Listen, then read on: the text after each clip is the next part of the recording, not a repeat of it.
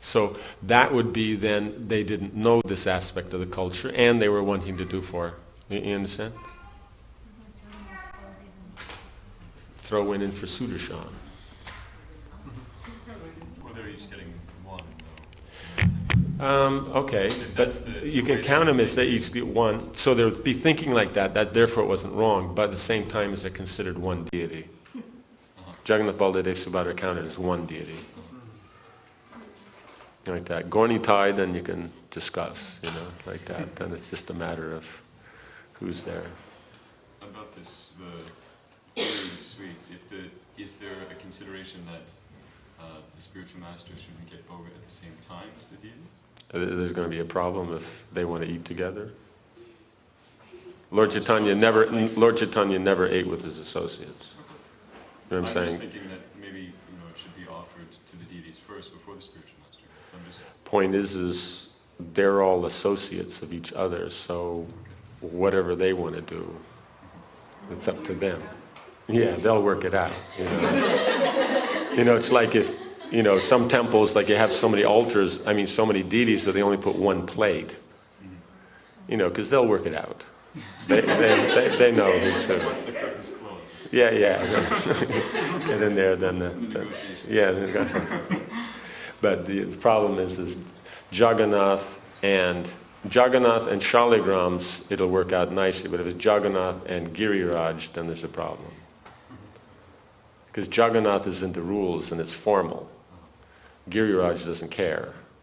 So as soon as the plate hits the altar, before it's even been offered, he's eaten the sweets.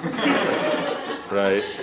And Jagannath is sitting and waiting for you to offer it, and then he'll eat, and then eat his sweets. So, therefore, then Giriraj always has to have his own arrangement. Like that. But Shaligram, he does okay. He does, yes. In Canada, I saw in Temple Mocha and Toronto, they have, each deity has spoon. And spiritual master, Bhaktisiddhanta Saraswati and Prabhupada, they have own plate and 3 spoons on it. And each have a piece, for example, puri or whatever we offer sweets. And Radha and Krishna, they have 2 spoons. Jagannath, Baladev, Subhadra, they have 3 spoons. And see, things are okay. It means like lamps, when you offer the pradeeps, it's always in odd numbers. So I'm saying in food, you never offer 3, even though it's the perfect Western number.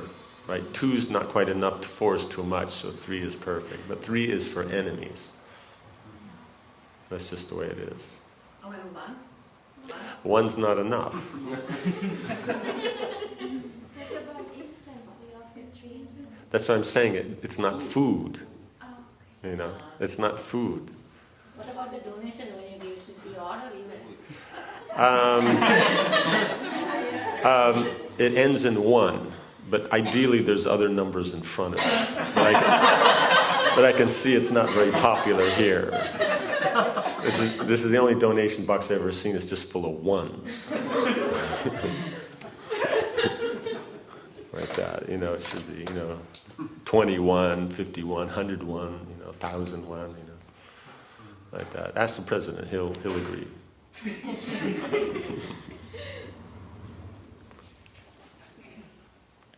Yes. On that, coming back on puris. As in Jagannath. Yeah. So the explanation what was explained basically was that Gaurita and Guru cannot sit together and eat. And Why can't they sit together and eat? Yeah. It's Guru Garanga altar. Right. If it was Gornitai altar and then you have a picture of the spiritual master, then it's just Gornitai. But when you have Guru Garanga, then you have the 4 of them. You know what I'm saying? Why the spiritual master couldn't sit. Lord Chaitanya sat with the devotees, and at Haridas Thakur's disappearance feast, and all the devotees were there eating. So only some of them who were the most qualified served. Lord Chaitanya, in fact, all his devotees were sitting and he was serving. Right? Because when you're doing a feast on behalf of Haridas Thakur, means Haridas Thakur is the host. Therefore, then you have devotees that serve on his behalf, so Lord Chaitanya wanted to do that.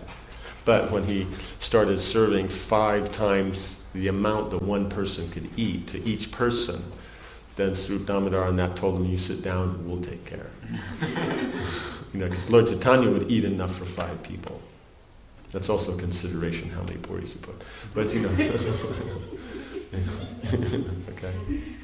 Does that make sense? So I haven't heard that if it's a Guru Granth that it would be a problem.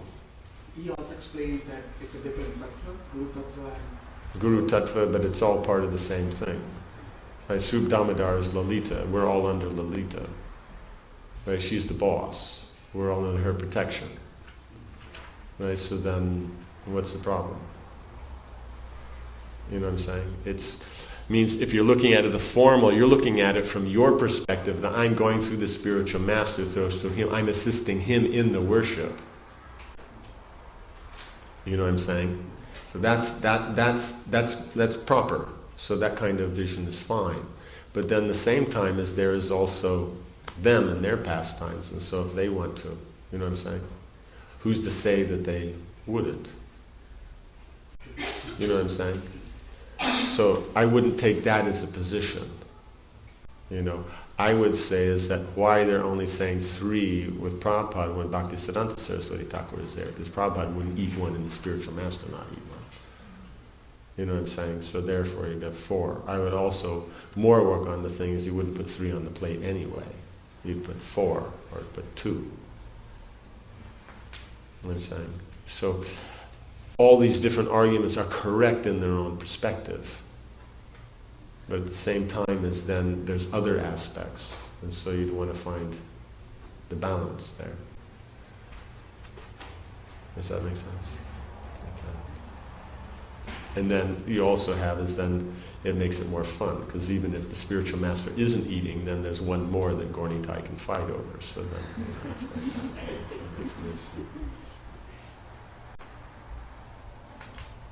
okay. Anything else?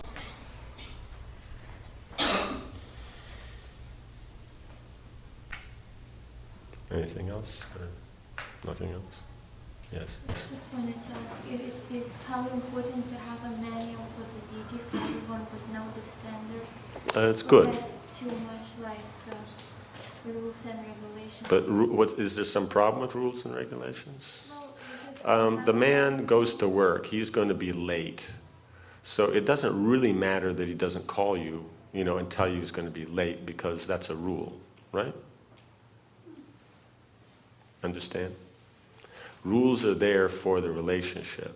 In other words, Krishna gets this standard of food, and so then one day he doesn't, Just like every day you go and after Mangalarti you get a sweet, and that's been going on for years, and then one day you don't get, and then you say, what happened? It says, oh, it's just too many rules. You know what I'm saying? So the rules are there to ensure that the standard of worship, or in here specifically, the standard of our expression of our of affection for Krishna is standard. It doesn't go up and down according to the moon and bad hair days or whatever it is that makes us change our moods. That it's standard, it's steady, like that. So manual is fine. There's not rules and regulations aren't the problem. It's not understanding them that's the problem. Because if you understand them, they're fine. Like devotees, you say samskars. Why do we have to do samskars? What's the big deal? Like that. But if you think about it, okay, parents like their kid. They want to see them healthy. Okay, so the different ones is one of them parting the hair, then that's to do with the consciousness of the child. Like that, and the health of the mother. So you don't want your wife to be healthy when she's pregnant, right? So then there's a samskar just before the birth of the child, so that the birth will actually go unimpeded without much problem. So of course you want your wife to yell and scream and writhe in pain as much as possible, because all those days that she's giving you trouble, and since she's got pregnant, you can't even touch her. So you really want her to suffer, right? So you wouldn't want to do the samskar. When the birth of the child, then then that is called, it's called jati karma. It's also called meta yagya because it actually gives them intelligence. By performing that, the kid gets intelligence, brains, you know, like that. You know, they can actually remember things, understand, see, their intelligence work. So no parent wants their kid to be too smart because then they ask too many questions and then they have to be bothered answering all the questions. So you wouldn't want to do it, right? Namakarana then is to do with the planets. So because the planets actually control everything, then if you know, your obligatory pleasing of the planets to do with this, then makes everything go smoothly for the child, but you wouldn't want that because, you know, then later on you wouldn't be able to sit around and go to 20 million, you know, astrologers and have them give you ideas what's there, and then you could lament and all that. But if everything went smoothly for you, you wouldn't even be interested. Paushti karmas and for the nourishment and health of the child and all that, and that you definitely wouldn't want. Anaprasana is for good digestion. If the digestion's good, then health is good. Your whole health is based on your digestion. The better the digestion, the better your health. But, you know, you wouldn't want that for your kid because then if he's sickly, then you can take care of him more. If he's healthy, then he's running around, going out of the house, out with friends. So the mom has nothing to do. Right? Does that make sense?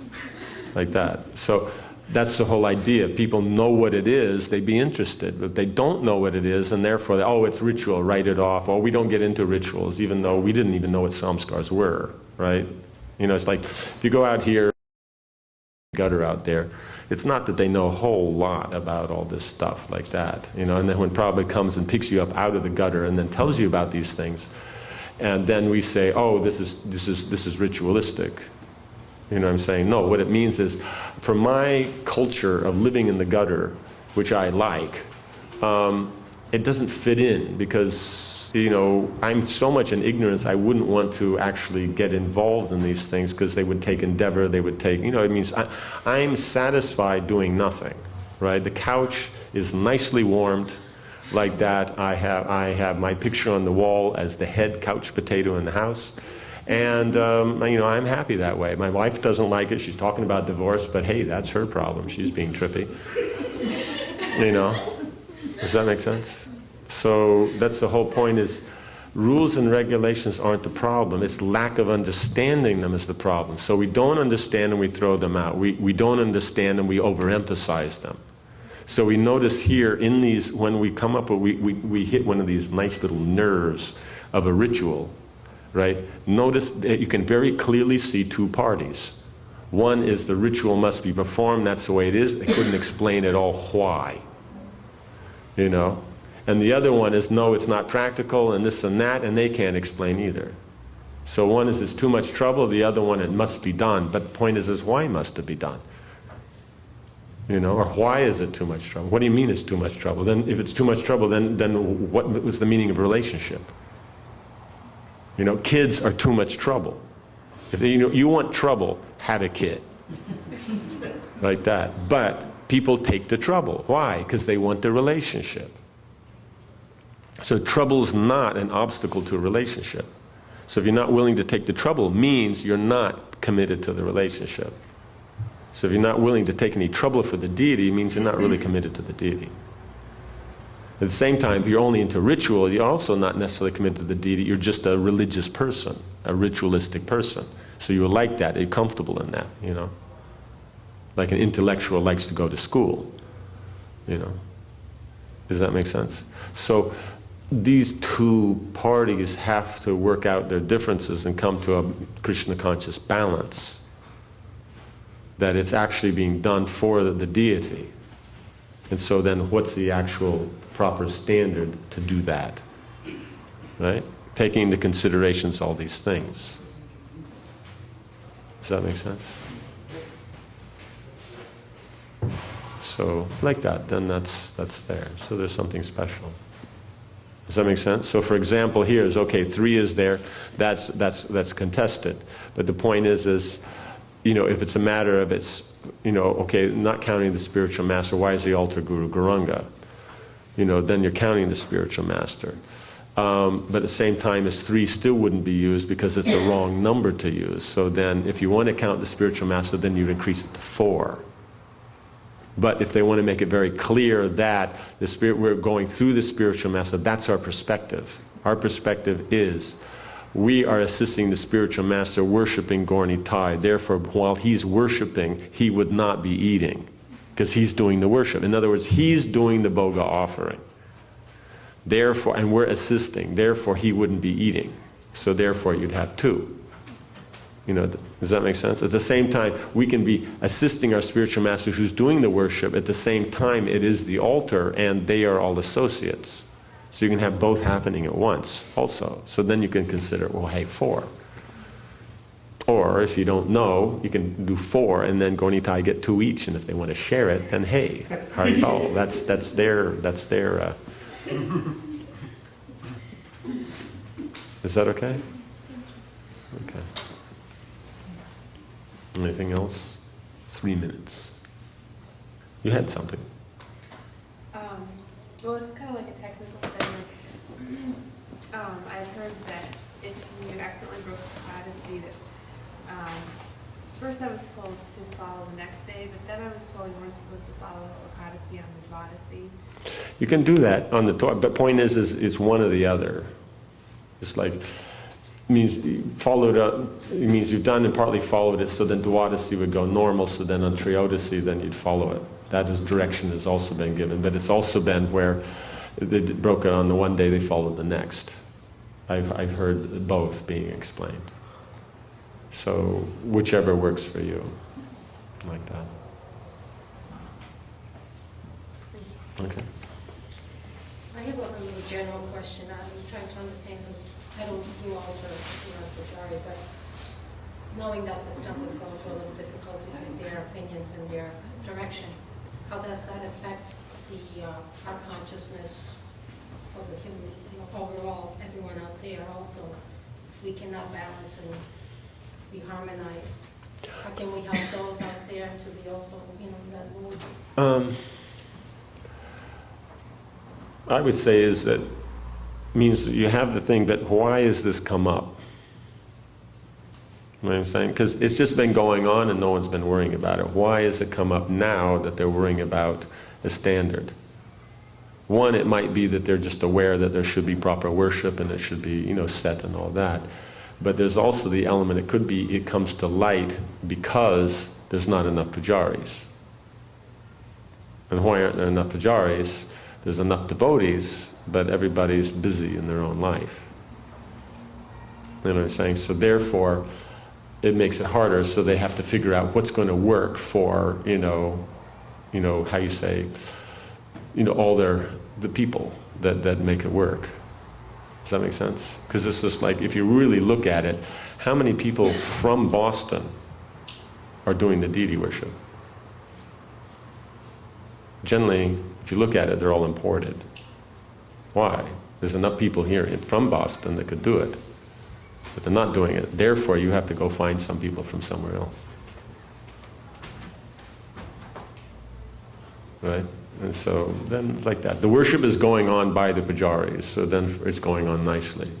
These are more managerial, administrative things, so that's another thing. So that they just have to discuss and work it out. So it's not going to affect the deity worship. It's a separate thing. Because it's like anything in administration, some things are very clear and very direct, so you do them immediately, and some things are not, so then you work it out and it takes longer, and then you finally get it right. So Manu mentions that in administration, that anything that's direct and obvious, you do it immediately. And those things that are not, then don't do them until you've worked it out very nicely. So in other words, this will be one of the things we'll have to discuss longer and make it work. So it's in that category. So it doesn't affect the daily deity worship. Because the pujaris go on and do what they do. So it's the main thing is that their devotion, their commitment. Does that make sense? Does that affect our consciousness and our elevation of our... No, it wouldn't, because it's a matter of administration. So those who are in the administration, that's their service. Then we have our service, like that. So it's a separate thing, just like the person who's taking out the garbage. Then that's his service and affects there. And if he's in Maya when he takes out the garbage, it doesn't affect you. You know what I'm saying? Because that's their service. Now, if the worship of the deity then is affected, then that may have effect on you. But this is administration. This is not the actual worship itself. You know what I'm saying? So whether they're offering 2 puris or 3 puris, the point is whatever it is offered with devotion, then everybody benefits. But how many it is, that's an administrative thing, so then they'll work it out. And once they worked it out, then it's done. Is that okay? Okay. Yeah. I had heard that the Prabhupada liked it for devotees living near a temple to focus like on the deities, so that devotees could like come together and like have association and worship together. And unless you're living like further away, to have more focus on the temple deities rather than taking focus away concerning the temple deities and having One's own deities. Yeah, that would be the standard. In other words, the temple deity is the deity. Even, it means like, technically speaking, if you're here in this area, you know, in other words, in this yatra, even you have deities, they're technically, according to Pancharatra, expansions of the temple deities, right? You know, unless you're from originally another temple, and then you consider your deity expansion of those deities. But in any case, they don't stand on their own. They're always an expansion of the main deity. In any case. So if that's the case, then if you could be worshiping the main deity, why you would be worshiping your own? But if you don't have the facility to worship the main deity, then that's when you'd have your own. That would be technically how it would work. I'm saying that would be that would be you know. So then that has to be judged like that. So in other words, if you have opportunity, you could worship your deities at another time or something. You know, in other words, it shouldn't conflict. Like, let's say the Goswamis in Vrindavan, Janmashtami was at Govindaji. You know, so that means at midnight when they'd have the Abhishek, that was Govindaji. So all the other Goswamis would worship their deities earlier than that, so that everybody could be there for Govinda's Abhishek. Does that make sense? You know, so that would be the way it works. So if it's you're inclined, you're close, you could do, but it's like, well, you're doing your puja, then do your puja at a different time. You know, like does that make sense? Like that. You know, so it's just, you know, come do this puja, then go home and do that puja, or do that first, then come here or something, or does that make sense? So that would be the consideration is always the main deity, like that. Then after that, then you get other deities.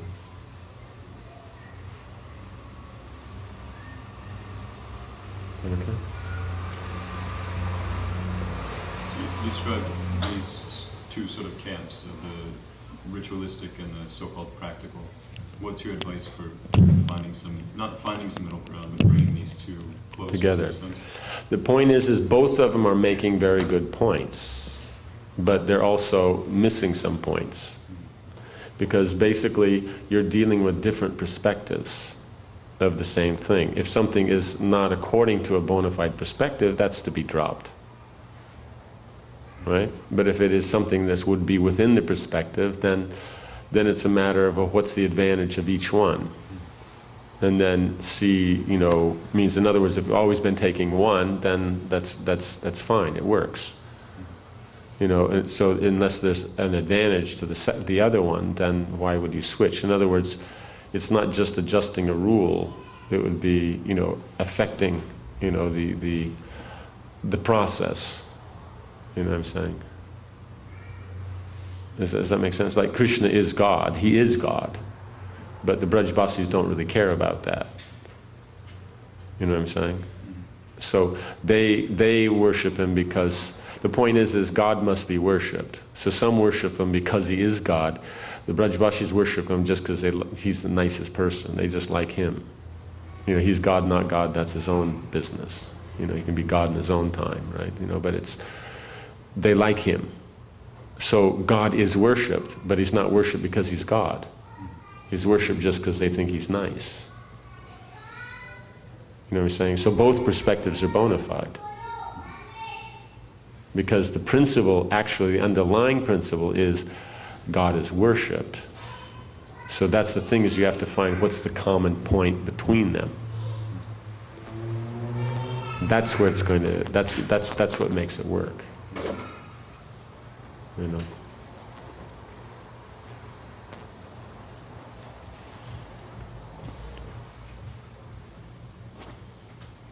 Does that make sense?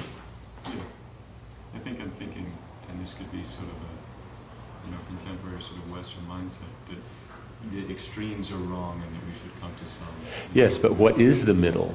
Yeah. The middle is not a different thing. The extremes are portions of the middle that have been taken to extreme. That's all. There is only the middle path. That is the path. These other two don't work as paths because they're not working. You know what I'm saying? Because the point is like this. You have to have standards. It has to be applied to time, place, and circumstance. Okay? So these are the strengths of each. This is also the weakness of each. Right? One has the rules, so that's their strength because they have authority. But their weakness is time, place, and circumstance because it's just the rule. They don't actually try to understand how to apply it. The other has time, place, and circumstance, so that's very good. They deal with the moment, they deal with, what's practical, they deal with, the people and all that, but they don't have any standards. So the point is with standards you apply to time, place, and circumstance. That's the actual middle path. So it's not that you're creating the middle path, you're becoming aware of it. Like that. In other words, if something works, it only works because it's part of the middle path. But the point is you remove one thing from it and try to make a complete path out of it, it doesn't work. The path is made up of seemingly contradictory elements. But that's the point, is they're blended. In other words, it's all about the individual. No, it's all about the institution. But the point is no, the institution is made up of individuals, so you have to apply the institution to an individual. And an individual should be in line with the institution. Then it works. Otherwise it won't work. It can't work. So there's always this, how you say, polarizing. Because that's the mundane thing, duality. Hot, cold, happiness, distress. So we also have to, polarify, all these different things. That's why it's always a problem. You get it's totally into a rule that may not even be so important. It's just like here, it's 2, no, it's 3, no, it's 2, no, it's 3. Why do we have to only do it? Why can't we offer more? You know what I'm saying? So that's the point, is that somebody eats more, why we wouldn't know more? Why it's over 2 or 3, You know what I'm saying? When is it that you say everybody only gets 1 pakura? Yeah, when there's a shortage. So if there's a shortage mentality, then you have problems. So isn't that one of the big themes of self-help books? Shortage mentality, right? Poor dad, rich dad, this, that, it's that I think less, I can't do it, this, that, it's impossible. So they're always trying to, no, think big, you are the goal, you are the this, you are the, it's all that kind of stuff, like that. All they're trying to do is get you to, broaden your perspective.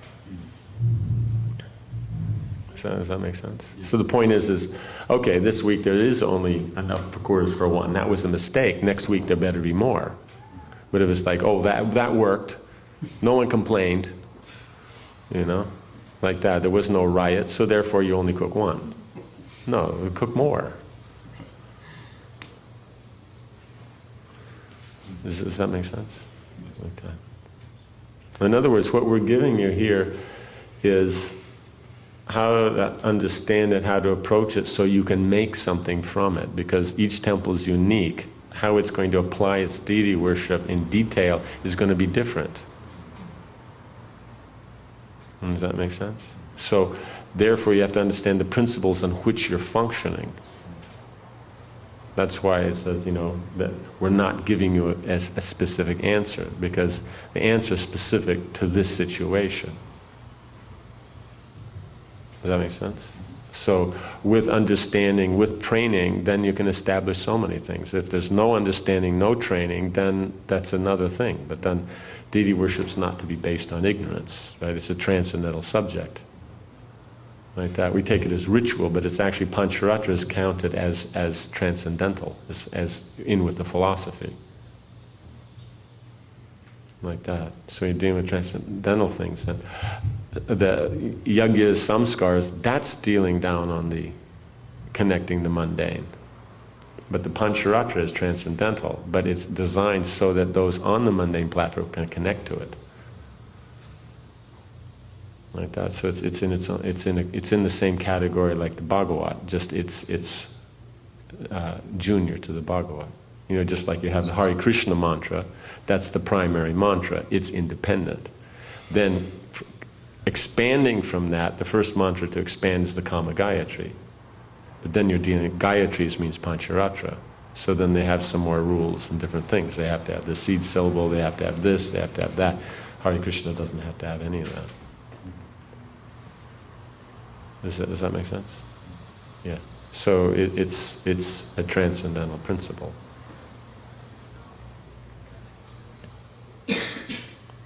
Right? So it's not exactly ritual. Right? Means you want to see ritual, then that's what Prabhupada's given us, that's not ritual. That's just the essence. So for anyone to throw that out means they have absolutely no idea what they're doing. Ritual is, 20 pages on what you have to do when your father dies. Like that. And you do one thing wrong, you're in big trouble. That's ritual.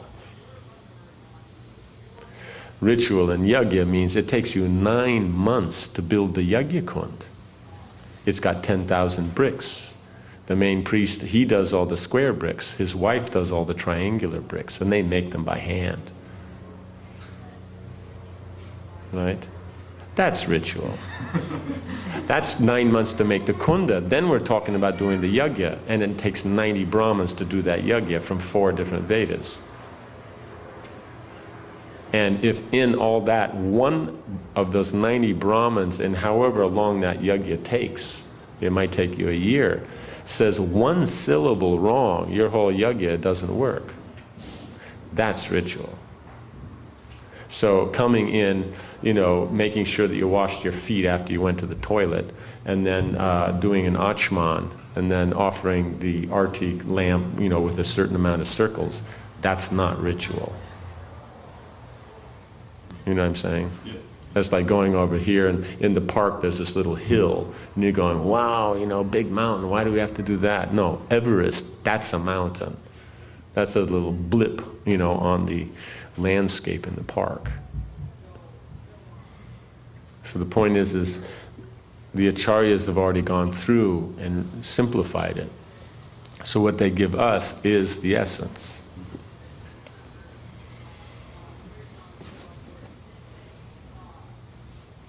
Does that make sense? Yeah. Okay. Yes. Maharaj, how we can consider worshiping deities if devotees or pujaris stop chanting rounds? Stop chanting rounds means there's some devotee outside the temple not chanting, so you don't know how you can worship the deities. Devotees who live in temple and don't chant rounds and worship deities, how Krishna see this service? Is this something? That's the point is why aren't they chanting? Get them chanting. Yeah, well, that's the thing to figure out. It's because otherwise this other approach is it's going to stay like that they're not chanting, because what can we do about it anyway, so how does Krishna look at it and how to deal? No, why are they not chanting? Get them chanting.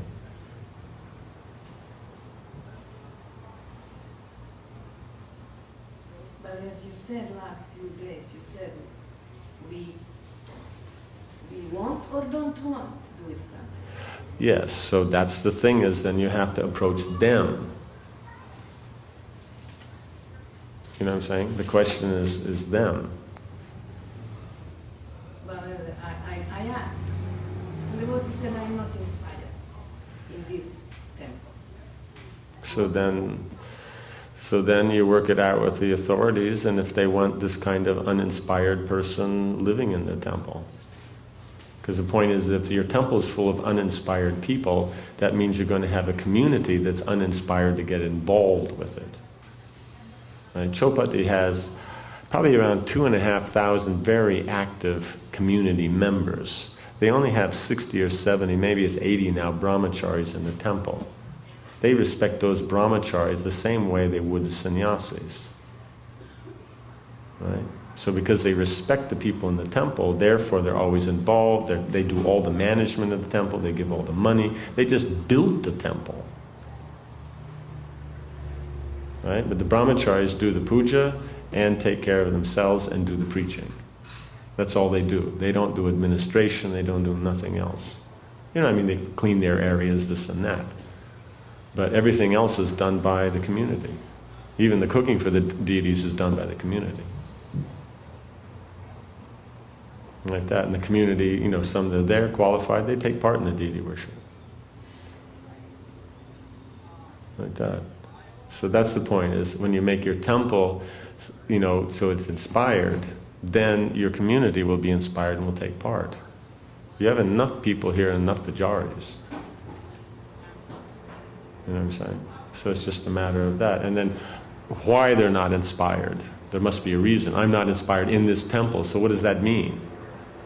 Why not in this temple? But I'm saying they have to have a reason. You can't just say it and then just say, I'm not, why aren't you inspired? You know, like that. They don't get enough halava, or what is it? You have to find out. Yeah, not enough puris. That's it. You found the whole problem right here. There's not enough puris. You know, is she on the council? She can come in with a plaque, you know, that says, more puris.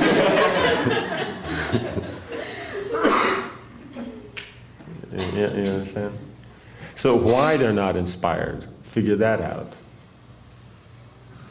So why is it this temple? It means that in another temple they were inspired, but the point is it's devotional service. So chanting Hare Krishna, that's something that's just your part of the mission.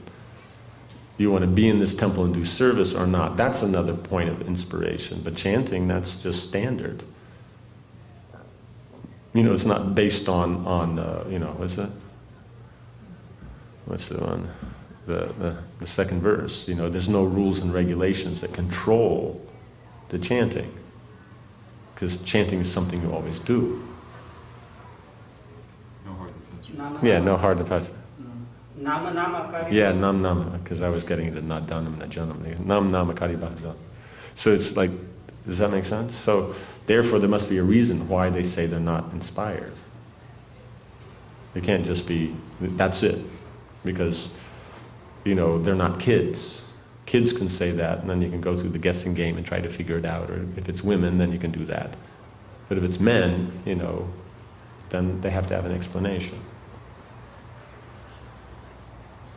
Is that okay? Yes. Well, sometimes devotees have like taken shelter in the temple, and then it gets like a difficult situation because like the temple is like their only shelter, and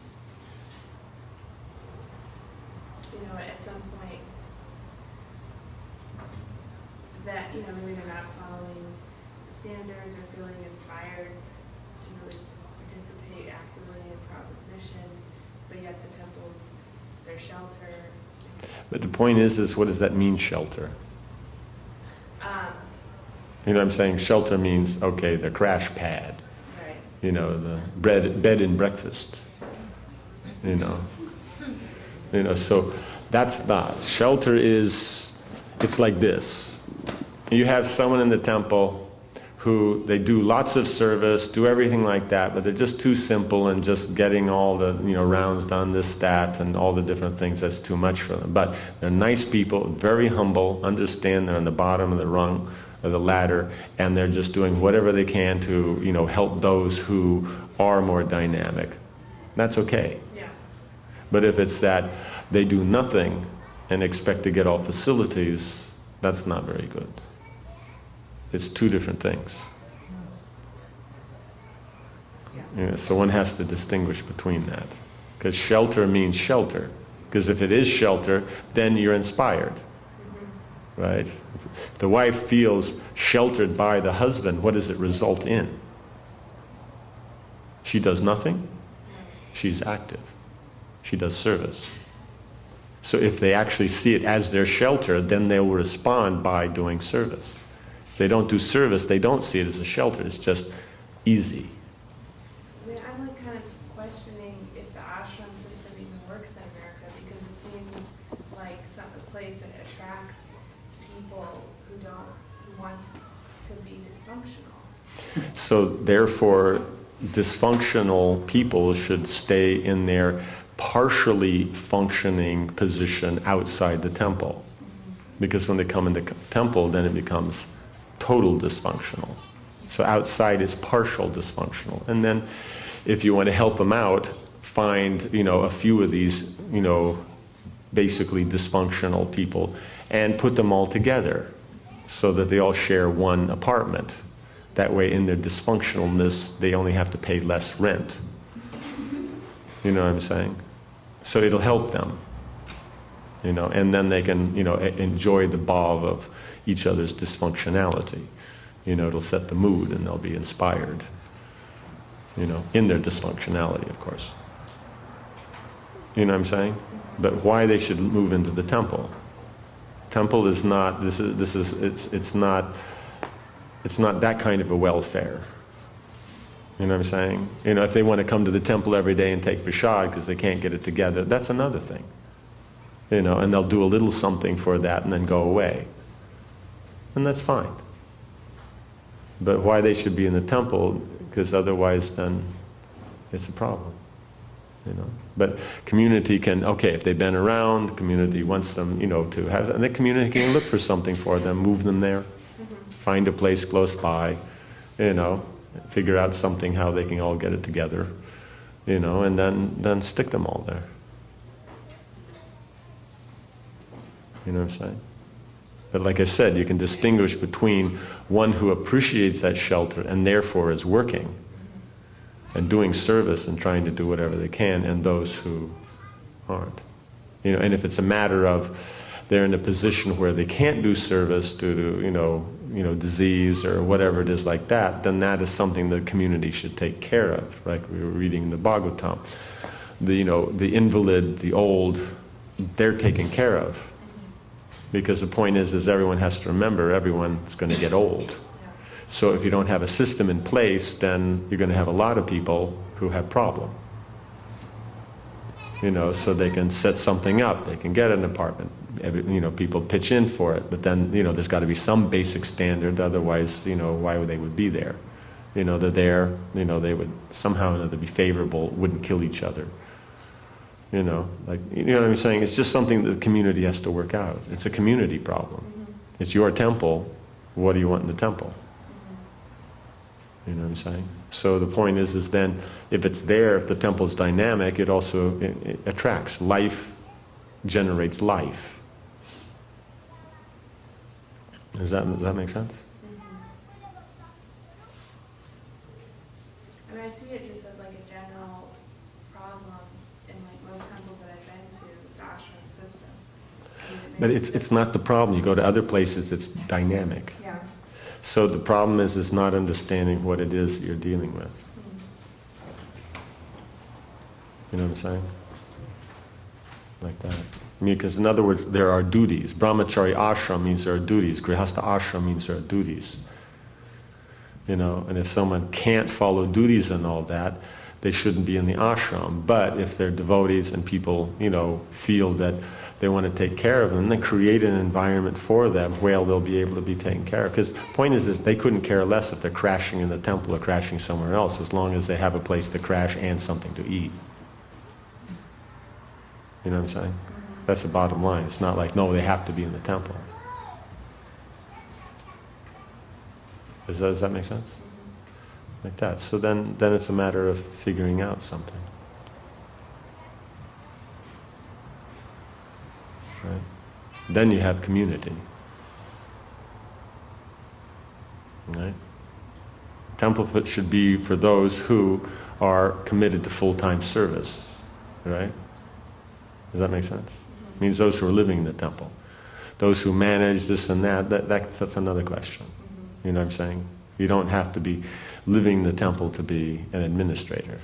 You know what I'm saying? That's a different thing. But those who are living in the temple, like that, they should be the ones that are full-time, absorbed. Is that okay? Yeah, okay. I think we'll end here, because we're over time anyway. Jai Srila Prabhupada ki, Samaveta Bhakta Vrinda ki, Jai Nitai Gaura Premanandi. Bhakti Vijayapuri Swami ki.